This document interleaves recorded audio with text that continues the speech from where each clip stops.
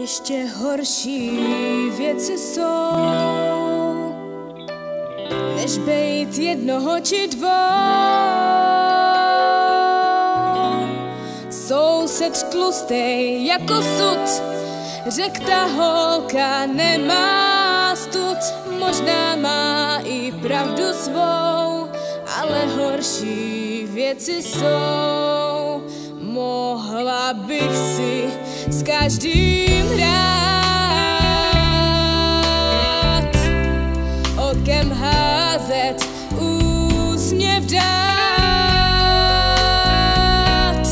při tanci se přitisknout, dát mu příslib uších pout, pak ho poslat víte kam, ale já to nedělám.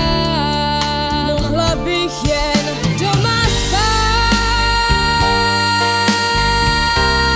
snít, že idol má mě rád,